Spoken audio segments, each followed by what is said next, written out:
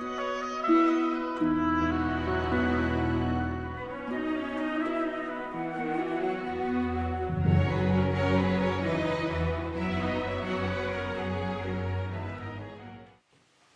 we're going to talk about Tien Tai Buddhism.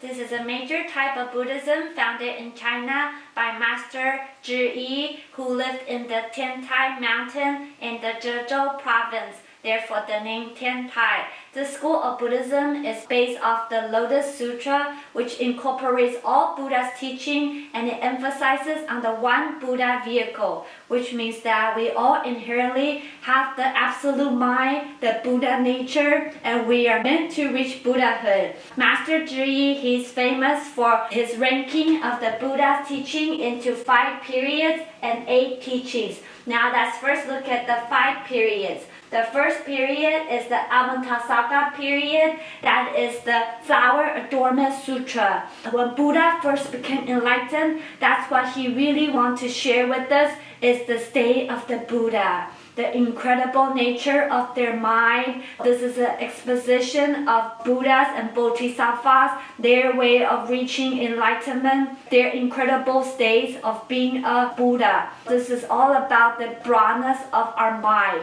We call it the Dhammatatu.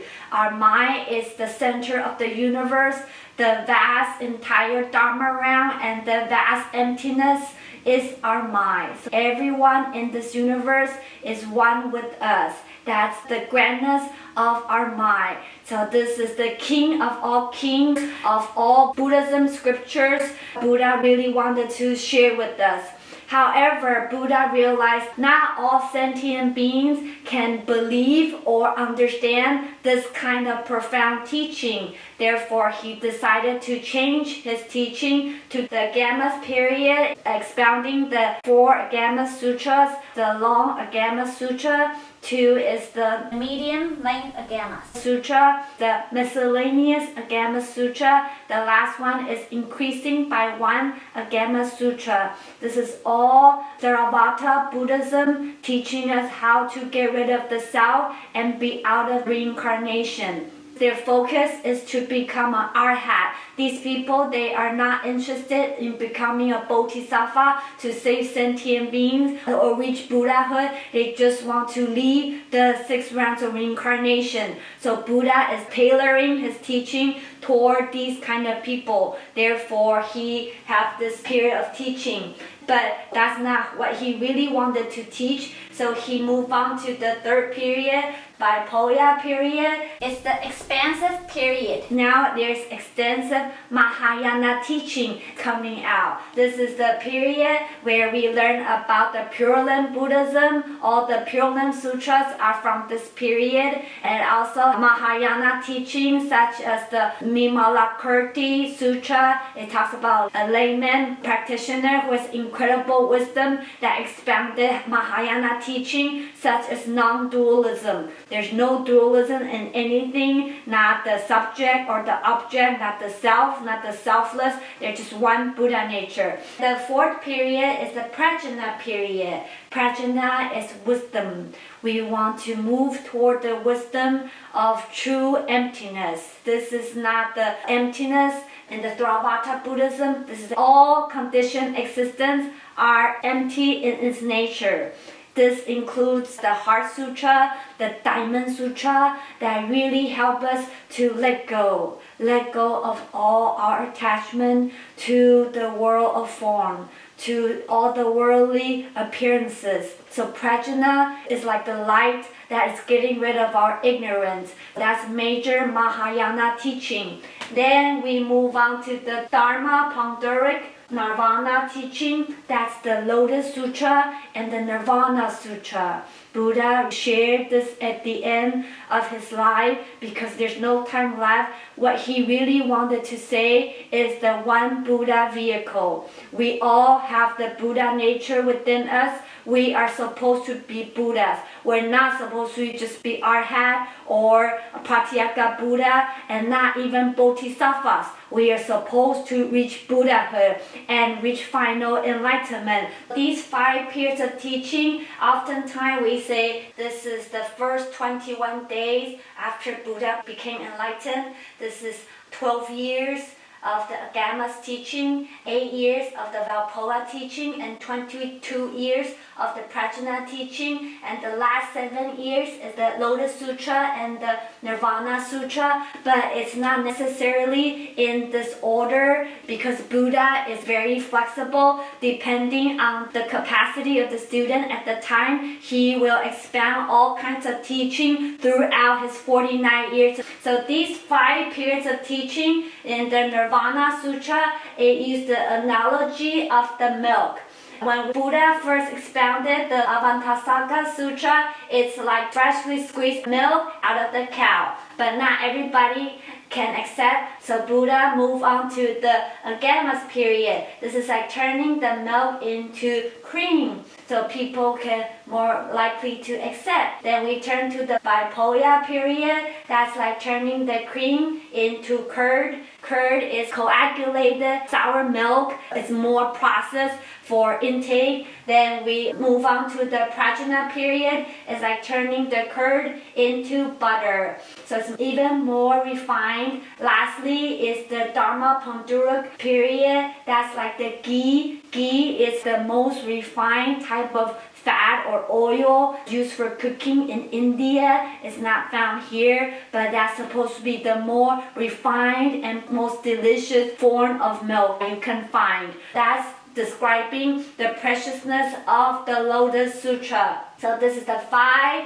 periods in this state of richness of Buddha's teaching. We move on to the 8 teachings. It consists of the 4-fold doctrines of conversion and 4-fold methods of conversion. Let's first talk about the 4-fold doctrines of conversion.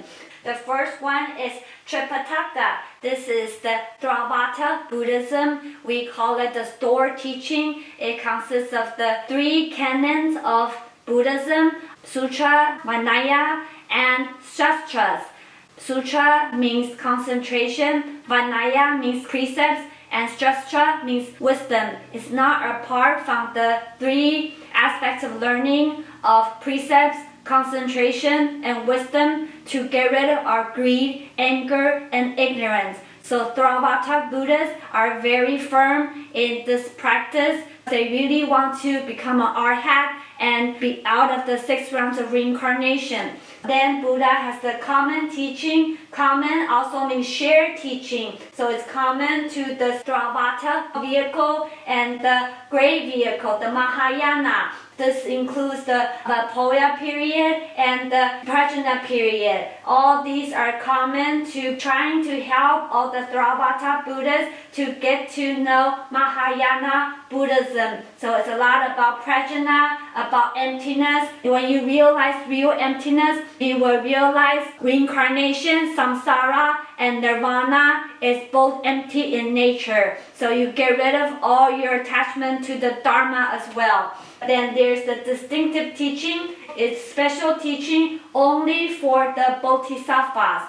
Help all sentient beings become enlightened. So this is a distinctive teaching. It also includes Bipolar period and the Prajna period. A lot of it is like the conscious-only school of Buddhism that really help us delve into the workings of our mind and to bring ourselves out of the deluded consciousness into our pure nature, our pure wisdom. Finally, we have the complete teaching. It's like the Lotus Sutra that is telling us we are perfect and complete in our Buddha nature. There's nothing else we need. We just need to know that we have the true nature. We have the absolute mind just as Buddha. So Buddha's teaching, it looks like there's many different types of teaching, but there's only one flavor, one way that is a complete, perfect teaching. We are all supposed to reach supreme, perfect enlightenment, Anuttara Samya Sambodhi. The first 3 types of doctrine are all expedient ways. They're skillful means of Buddha brought about because everybody have different capacities of learning, have different interests. That's why Buddha have to use these teachings to help us to start learning Buddhism. But what he really wants us to learn is the real teaching. Every day you should understand that you are a Buddha. It doesn't matter what you practice anymore. If you are pure land Buddhist, when you chant Amitabha, the mind that is chanting Amitabha is the mind of the Buddha. You are Amitabha. If you are a Zen practitioner, you meditate to go inward into your true mind. All you want to do is to go inside and find your absolute mind. So it doesn't matter which kind of school of Buddhism you practice, the only goal is to reach Buddhahood. In this Lotus Sutra, in this Tien Tai Buddhism, it's very clear in helping us find our true Buddha nature. It's called exposing the expedient and revealing the real. Take away all the expedient means. At the end, just reveal the real teaching. Now let's look at the fourfold methods of conversion. These are like the ways Buddha is teaching. The first one is the sudden teaching, the immediate enlightenment. Just like expounded in the Avantasaka Sutra, we are the Dharma Tatu, the Buddha nature. The entire universe is us. Our mind is the Buddha. The gradual teaching, that's the Agamas period, the Valpoa period, and the Prajna period. Beginning gradual, the middle gradual, and the final gradual. Little by little, bringing you to Buddhahood, to enlightenment. It's not the sudden teaching. Then we have the secret and the variable. The sudden is the Avantasaka, the gradual is 2, 3, and 4. The secret and the variable is all first 4. The Lotus Sutra is completely separate from these 4. So what is the secret teaching? Sometimes when Buddha expounds Dharma in the audience, the Buddha will transmit some teaching through his psychic power to certain students that he will reach enlightenment in a secret manner. Only Buddha can do this. No one else in the audience will know what Buddha is doing to that student, except the student himself.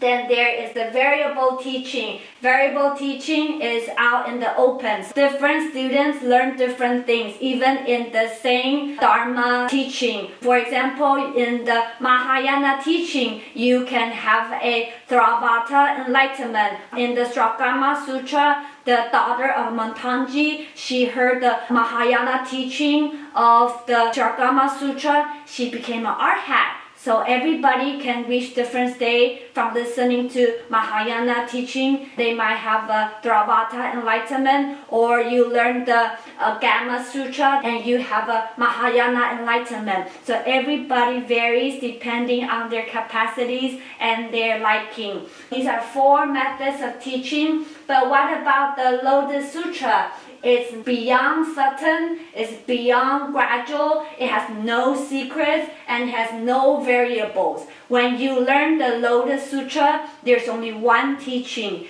which is the perfect, complete teaching. You will not learn anything else but the fact that you are supposed to be a Buddha. It's very, very firm, very sure. Buddha gives a lot of hope and faith that we are supposed to be Buddhas. Supreme perfect enlightenment, Anuttara Samya Sambuddhi is what we're supposed to be. This is the perfect teaching. That's what Tien Tai Buddhism is all about. It has this extensive way of ranking Buddha's teaching just to let us know how important the complete teaching is.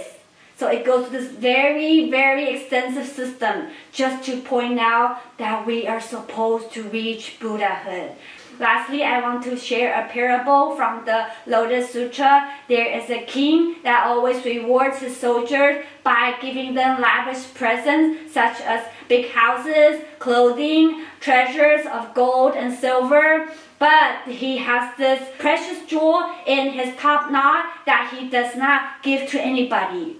Only if there's a soldier that is perfect in his combat and is able to triumph through all evils, then he will give away this perfect jewel to him. So what does this mean? The king is Shakyamuni Buddha. All the lavish presents, they are like his teachings before the Lotus Sutra. They are only precious teachings for us to learn Buddhism, but they are nothing like the precious jewel in his top knot. That's like the Lotus Sutra.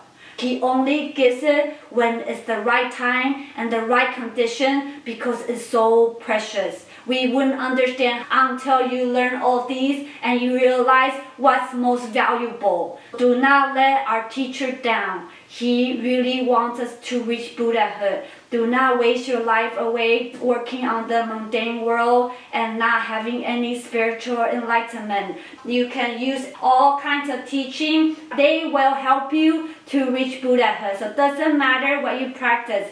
They are all causes for you to reach Buddhahood. So the lotus means cause and the effect happens at the same time. So it doesn't matter if you are a Theravada Buddhist, you are practicing your precepts, concentration, and wisdom. At that time, your Buddhahood is coming into fruition. There's no doubt about it. The cause and the effect, it happens simultaneously. All teachings will bring you to Buddhahood eventually. It's just sooner or later. So believe in Buddha's teaching. Get rid of our greed, anger, and ignorance, and let our absolute mind come out. Then we are really the person that the king gave away the precious jewel in his top knot to. Thank you for listening. Amitabha.